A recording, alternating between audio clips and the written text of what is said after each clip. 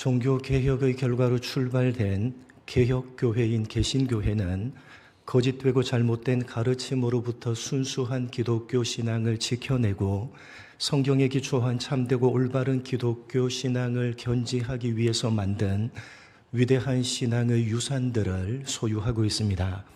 벨직 신앙 고백서, 하이델베르크 교리 문답서, 도르트 신조, 웨스트민스터 대소 교리 문답서, 바로 이러한 네 권의 책들입니다.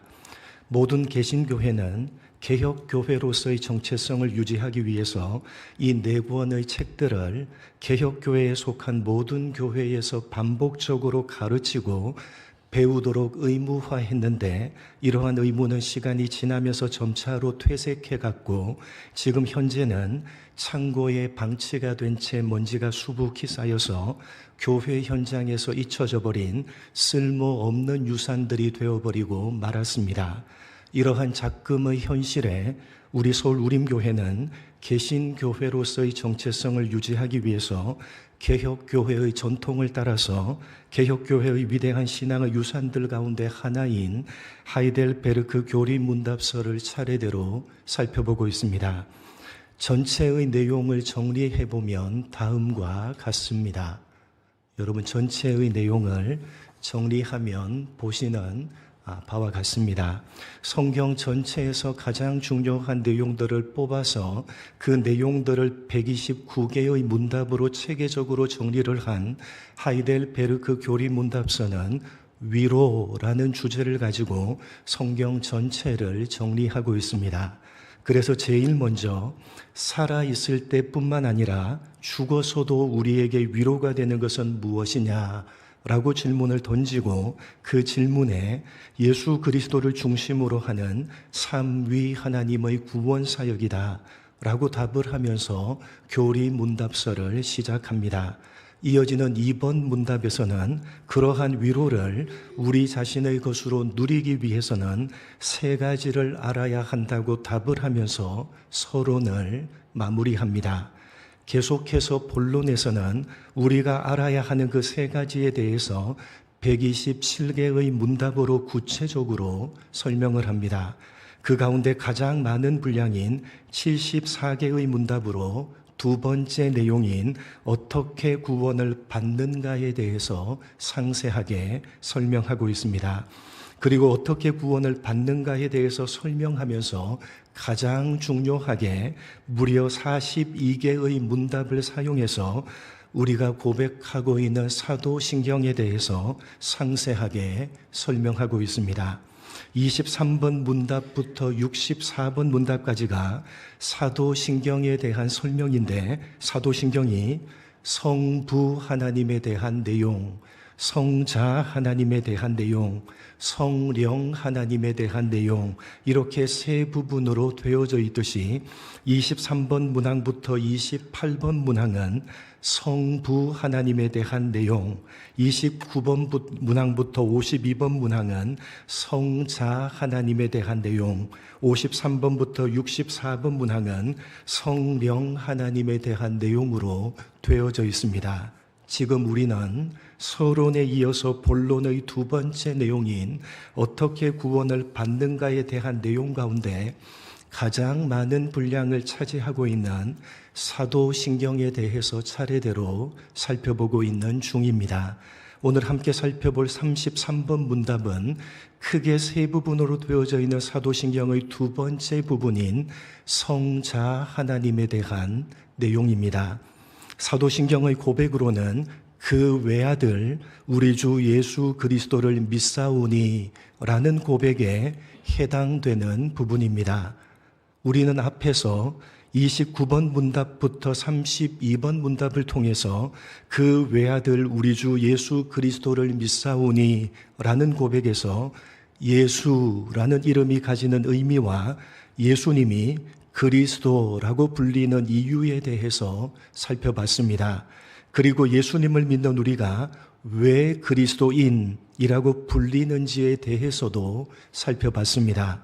계속해서 오늘은 우리가 믿고 있는 그 예수 그리스도가 하나님의 외아들이라는 사실에 대한 내용입니다.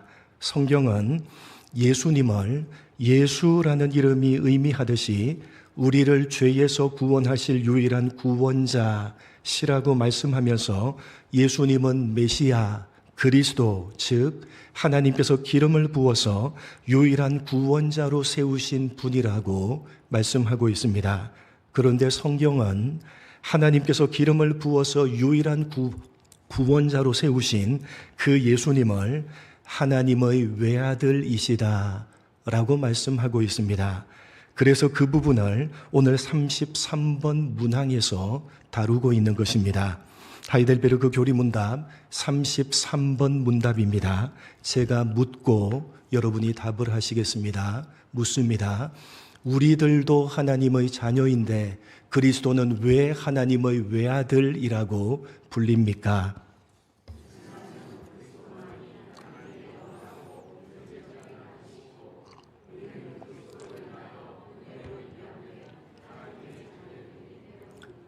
여러분, 성경은 예수님을 유일한 구원자로 믿고 있는 신자된 우리가 하나님을 아버지라고 부르는 하나님의 자녀들이라고 말씀하고 있습니다. 그런데 성경은 왜 예수님이 하나님의 외아들이시다라고 말씀하고 있는 것이냐 하는 것이 오늘 33번 문답의 핵심입니다. 에베소서 1장 3절로 6절을 한번 보시겠습니다. 한 절씩 교독합니다. 찬송하리로다 하나님 곧 우리 주 예수 그리스도의 아버지께서 그리스도 안에서 하늘에 속한 모든 신령한 복을 우리에게 주시되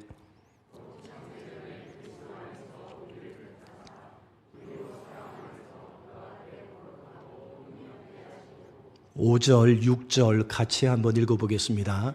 그 기쁘신 뜻대로 우리를 예정하사 예수 그리스도로 말미암아 자기의 아들들이 되게 하셨으니 이는 그가 사랑하시는 자 안에서 우리에게 거저 주시는 바 그의 은혜의 영광을 찬송하게 하려는 것이라. 하나님께서는 창세 전에 신자된 우리를 택하시고 예정하사 예수 그리스도로 말미암아 누가 되게 하셨다? 하나님의 아들들이 되게 하셨다고 분명하게 말씀하고 있습니다. 여러분, 신자된 우리 모두는 하나님의 아들들, 하나님의 자녀들입니다. 기독교 신앙을 가지고 있는 우리 모두는 자신이 하나님을 아버지라 부르고 있는 하나님의 자녀들임을 분명하게 확신해야 됩니다. 그런데 왜 성경은 예수님을 하나님의 외아들이라고 말씀하고 있는 것이냐 하는 것입니다. 신자된 우리도 하나님의 자녀들이고 예수님도 하나님의 자녀니까 예수님은 외아들이 아니지 않느냐라는 질문입니다. 1562년에 하이델베르크 교리 문답서를 만들었던 자카리아스 우르시누스는 오늘 33번 문답의 질문을 독생자에게는 형제가 없는 법인데 그리스도께서는 형제들이 있다. 왜 그런가? 라고 묻고 있습니다. 이렇게 묻고 있는 까닭은 성경이 신자된 우리들과 예수님이 똑같이 한 분 하나님을 아버지라 부르고 있는 형제 관계임을 말씀하고 있기 때문입니다. 로마서 8장 29절 이렇게 말씀합니다. 같이 읽겠습니다. 시작.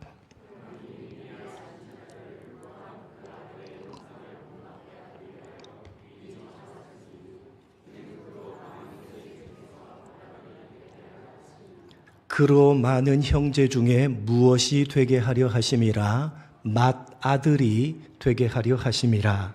하나님께서는 미리 아신 자들인 우리를 그 아들의 형상을 본받게 하기 위해서 미리 정하셨습니다. 쉽게 말해서 하나님께서 우리를 아들들로 삼으셨는데 그렇게 되면 하나님께서는 많은 아들들을 가지시게 되는 것이고 예수님은 자동적으로 맏아들이 된다는 것입니다. 예수님은 맏아들이고 우리는 예수님의 형제들입니다. 예수님에게 하나님은 아버지가 되시듯이 우리들에게도 하나님은 아버지가 되시는 것입니다. 그런데 왜 성경은 예수님을 하나님의 외아들이라고 말씀하고 있는 것이고 사도신경은 그 외아들 우리 주 예수 그리스도를 믿는다고 고백을 하는 것이냐 하는 것이 33번 문답이 가지고 있는 핵심입니다. 이러한 물음에 대해서 33번 문항은 이렇게 답변하고 있습니다. 답변 다시 한번 읽어보겠습니다. 같이 읽겠습니다. 시작.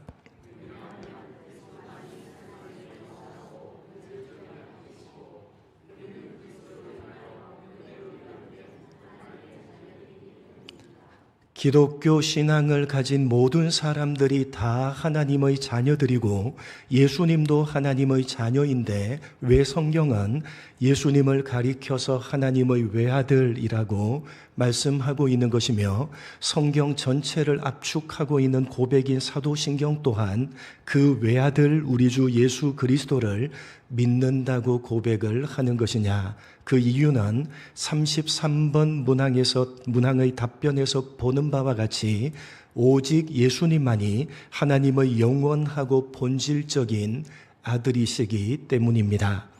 여러분, 예수를 믿는 우리들도 하나님의 자녀들이고 예수님도 하나님 아버지의 자녀지만 우리들과 예수님 사이에는 근본적인 차이가 있습니다. 무엇입니까?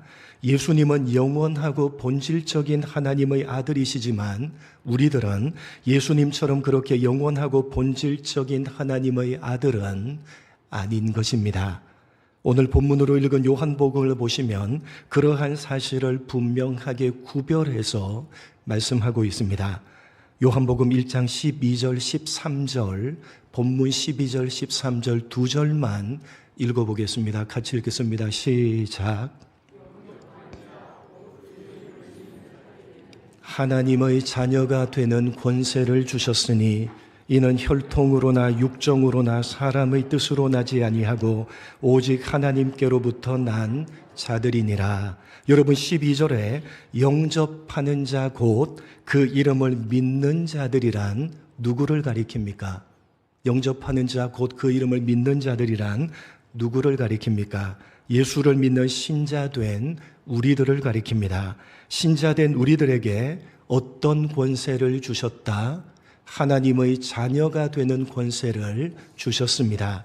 그런데 여기 신자된 우리를 가리켜서 하나님의 자녀라고 할 때에 헬라어 원어로 보시면 자녀라는 단어를 단순한 사실적 관계에 의한 아들이라는 의미를 가진 테크논이라는 단어를 사용하고 있습니다. 신자된 우리는 하나님의 아들이라는 사실적인 관계를 가진 테크논으로서 하나님의 자녀입니다. 그러나 예수님은 그런 테크논인 우리들과는 다르십니다. 요한복음 1장 32절로 34절 읽어보겠습니다. 한 절씩 교독합니다. 요한이 또 증언하여 이르되 내가 보매 성령이 비둘기같이 하늘로부터 내려와서 그 위에 머물렀더라.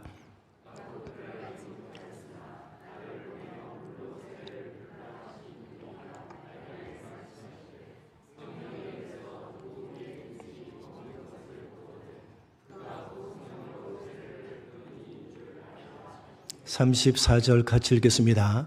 내가 보고 그가 하나님의 아들이심을 증언하였노라 하니라.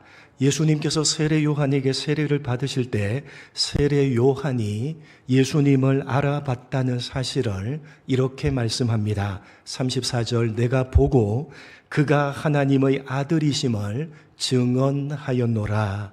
여기 예수님을 가리켜서 하나님의 아들이라고 하는데 헬라어 원어로 보시면 헬라어로 인격이나 특징 등을 가지고 있는 영원하고 본질적인 아들이라는 의미를 가진 휘오스라는 단어를 사용하고 있다는 사실을 알게 됩니다.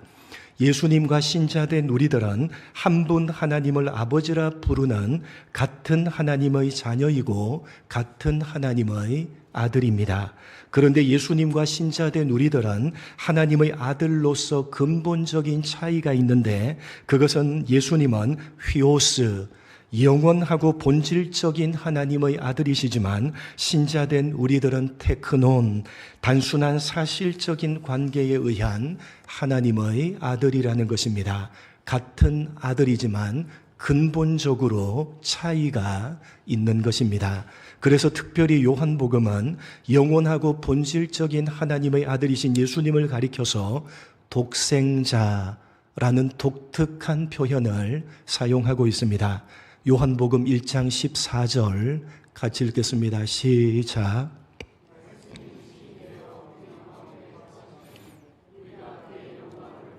아버지 독생자의 영광이요 은혜와 진리가 충만하더라. 예수님을 가리켜서 하나님 아버지의 독생자라고 표현을 하고 있는데 우리말로 독생자로 번역되어져 있는 헬라어 원어는 모노게네스라는 단어입니다. 모노는 홀로라는 뜻이고 게네스는 자식 혹은 자손이라는 뜻입니다. 홀로 자손, 홀로 자식이라는 의미가 독생자라는 의미입니다. 예수님은 그 본질로 하나님의 아들이시기 때문에 홀로 유일한 아들이시다라는 말씀입니다. 여러분, 이렇게 신자된 우리들과 예수님은 똑같은 하나님의 아들, 똑같은 하나님의 자녀이지만 근본적인 면에서 신자된 우리들은 단순히 관계적인 차원에서의 하나님의 아들이지만 예수님은 그 본질로 하나님의 아들이십니다. 그래서 33번 문항의 답변을 보시면 신자된 우리는 본래부터 하나님의 아들이 아니라 양자로 입양된 아들이고 예수님은 본래부터 하나님의 아들이시라고 답을 하고 있는 것입니다. 똑같은 아들이지만 그러나 근본적으로 다른 것입니다. 오직 예수님만이 하나님의 외아들, 홀로 유일한 하나님의 아들이신 것입니다. 한 가지 더 우리가 분명하게 해야 되는 사실은 예수님이 홀로 유일한 하나님의 아들이시다라는 것은 우리가 생각하는 아버지와 아들의 관계를 뛰어넘는 의미를 가지고 있다는 사실입니다. 그래서 오늘 33번 문항의 답변을 다시 보시면 오직 예수님만이 홀로 유일한 하나님의 아들이시라는 것을 설명하면서 영원하고 본질적인 이라는 표현을 사용하고 있는 것입니다. 영원하고 본질적인 아들이시다. 영원하고 본질적인 하나님의 아들이시다라는 말은 하나님과 예수님은 아버지와 아들의 관계를 뛰어넘어서 예수님이 곧 누구시다? 하나님이시다라는 말씀입니다. 여러분 한번 생각해 보십시오. 영원하다라는 말은 시작도 없고 끝도 없다는 말입니다. 우리는 이 영원이라는 말을 언제나 지금 현재라는 시점에서 사용을 하기 때문에 끝이 없다. 영원 그러면 우리는 언제나 지금 현재라는 시점에서 사용을 하기 때문에 끝이 없다라는 의미로만 생각을 합니다. 그러나 여러분, 영원이라는 말을 국어 사전에서 찾아보게 되면 어떤 상태가 끊임없이 이어짐, 시간을 초월해서 변하지 아니함, 시간을 초월해서 변하지 아니함이라고 되어져 있습니다. 이렇게 영원이라는 말은 시간을 초월해서 영원히 변하지 않고 끊임없이 이어지는 상태를 의미하는 것입니다. 그렇게 본다면 예수님이 영원한 하나님의 아들이시다라는 표현은 시간을 초월해서 예수님은 하나님의 아들이시다라는 의미인 것입니다. 그런데 여러분, 사실은 아버지와 아들의 관계는 시간을 초월할 수가 없습니다.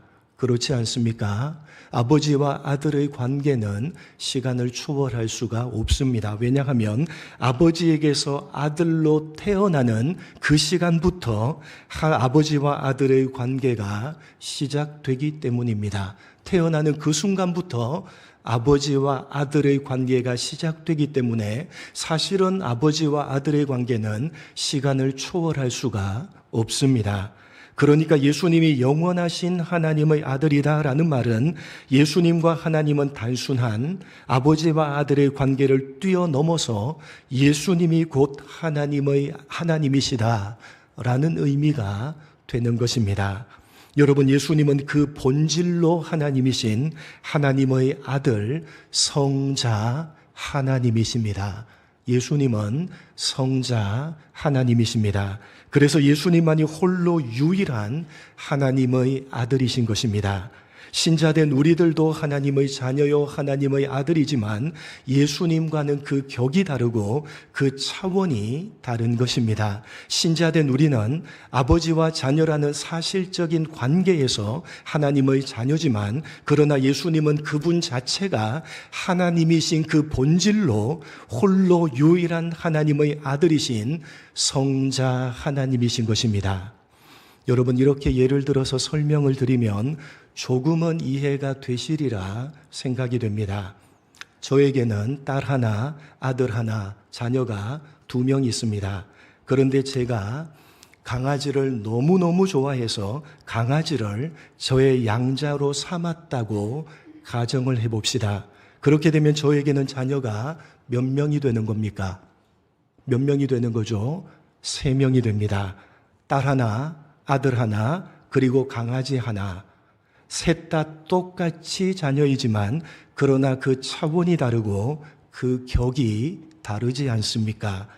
찬주 찬민이는 저의 본질적인 자녀지만 강아지는 단순한 사실적인 관계에서 저의 양자인 자녀입니다. 사실은 이것도 너무나도 불충분한 예입니다. 왜냐하면 제가 예를 들어서 설명한 사람과 짐승은 똑같은 피조물이지만 예수님과 우리 사람은 비교조차 할 수 없는 창조주와 피조물이기 때문입니다. 여러분, 성부 하나님께서는 홀로 유일한 독생자이신 아들이 있으십니다. 누구십니까? 성부 하나님에게 홀로 유일한 독생자이신 아들은 누구십니까? 영원한 그 본질로 하나님이신 성자 하나님, 바로 예수님이십니다. 예수님은 성자 하나님으로서 홀로 유일한 성부 하나님의 독생자십니다. 그런데 성부 하나님께서는 한낱 피조물이요, 그것도 죄를 범하고 타락한 우리를 하나님의 양자로 입양해 주신 것입니다. 그리고 홀로 유일한 아들이신 성자 하나님이신 예수님께서는 한낱 피조물이요, 죄를 범하고 타락한 우리를 성부 하나님의 양자로 받아주시고 또한 홀로 유일한 아들이신 예수님의 형제요 자매로 받아주시기 위해서 피조물인 우리 사람의 몸을 입으시고 우리를 대신해서 십자가에 죽으시고 부활하셨습니다. 그렇게 성부 하나님께서는 우리를 아무런 이유 없이 아무런 조건 없이 양자로 입양을 해주셨고 아들 하나님께서는 피조물로 자신을 낮추시고 죽기까지 하시면서 우리를 성부 하나님의 양자요 성자 하나님이신 예수님의 형제요 자매로 받아주셨기 때문에 우리는 누가 뭐라고 해도 하나님을 아버지라 부르고 있는 하나님의 자녀가 된 것입니다. 영원한 그 본질로 홀로 유일하신 아들 하나님이신 예수님과는 그 차원이 다르고 그 격이 다르지만 그러나 분명한 사실은 우리를 양자로 입양해 주셨기 때문에 예수를 믿는 우리들도 그 누가 뭐라고 해도 당당한 하나님의 자녀요 당당한 하나님의 아들인 것입니다. 그래서 신자된 우리는 그러한 내용을 담아서 그 외아들 우리 주 예수 그리스도를 믿는다고 고백을 하는 것입니다. 성자 하나님으로 영원한 본질로 유일하신 하나님의 아들은 오직 예수님 한 분뿐이신데 성부 하나님께서는 피조물이요 한낱 죄인에 불과한 우리를 은혜로 값없이 양자로 삼아주셨고 그 홀로 유일한 아들이신 예수님께서는 피조물이요 죄인에 불과한 우리를 위해서 기꺼이 십자가에 죽으심으로써 피조물이요 죄인인 우리를 기쁘게 성부 하나님의 양자로 받아주시고 성자 하나님이신 예수님의 형제요 자매로 받아주셨기 때문에 그 누가 뭐라고 해도 우리는 하나님의 자녀입니다 라는 내용을 담아서 우리는 그 외아들 우리 주 예수 그리스도를 믿습니다 라고 고백을 하는 것입니다. 사랑하는 성도 여러분, 우리 모두는 창조주 하나님의 자녀이며 홀로 유일하신 아들 하나님이신 예수님의 형제요 자매입니다. 절대로 변하지 않는 신자된 우리만이 가지는 신분이요 자랑이며 특권입니다. 여러분은 오늘 이 33번 문항을 설명하고 있는 설교 말씀에 별로 놀라지 않으시고 별로 감격하지 않으시고 별로 감사하지 않으시지만 정말 놀랍고 감격하고 감사해야 되는 내용인 것입니다. 혹시 여러분이 이미 다 알고 있는 내용이기 때문에 놀라고 감격하고 감사하지 않으시는 것이라고 그렇게 생각을 하고 계십니까? 여러분이 내용들이 다 알고 있는 내용이기 때문에 별로 놀라고 감격하고 감사하지 않으시는 것이라고 그렇게 생각을 하십니까? 천만에요. 천만의 말씀이요 만만의 콩딱지입니다. 천만에요. 여러분이 별로 놀랍지 않고 별로 감격하지 않고 별로 감사하지 않는 것은 전혀 모르고 있기 때문입니다. 여러분이 전혀 모르고 있기 때문에 별로 놀랍지 않고 별로 감격하지 않고 별로 감사하지 않는 것입니다. 다 안다고 착각하고 있지 사실은 전혀 모르고 있기 때문에 아무런 감각이 없는 것입니다. 여러분, 성경에서 말하는 안다라고 하는 것은 우리가 알고 있는 그런 개념이 아닌 것입니다. 히브리어로 야다, 안다라고 하는 말은 지성과 감성과 의지, 전인격적으로 아는 것을 의미하는 것입니다. 지성과 감성과 의지, 전인격적으로 알지 못하면 성경은 안다고 인정해 주지 않는 것입니다. 성경이 안다, 야다라고 하는 말은 지성과 감성과 의지, 전인격을 동원해서 아는 것입니다. 그것만이 아는 것입니다. 다만 머리로 이해하고 있는 것이 결코 아는 것이 아닌 것입니다. 성경은 그런 것을 안다고 인정해 주지 않습니다. 정말 머리로 이해가 된다면, 정말 이 설교 말씀이 머리로 이해가 된다면 여러분의 감정이 당연히 반응을 해야 되는 겁니다. 정말 이해하지 못하기 때문에 감정이 반응하지 않는 겁니다. 그리고 그렇게 머리로 이해하고 감정이 반응하는 알미라면 그것은 반드시 의지, 여러분의 행동으로 나타나게 되어져 있는 것입니다. 그렇게 지성과 감성과 의지, 전인격이 동원되어서 아는 것이 아니라면 그것은 아는 것이 결코 아닌 것입니다. 다만 머리로 이해하고 있는 것에 불과한 것입니다. 성경은 그런 것을 안다고 인정해 주지 않는 것입니다. 여러분, 우리 모두는 창조주 하나님의 자녀이며 홀로 유일한 아들 하나님이신 예수님의 형제요 자매입니다. 우리는 한낱 피조물이요, 그것도 창조주 하나님을 반역하여 죄를 범하고 타락한 존재이지만, 한낱 피조물이요 타락한 존재이지만 우리는 그럼에도 불구하고 창조주 하나님의 자녀이며 홀로 유일한 아들이신 예수님의 형제요 자매입니다. 절대로 변하지 않는 신자된 우리가 가진 신분이요 자랑이며 특권입니다.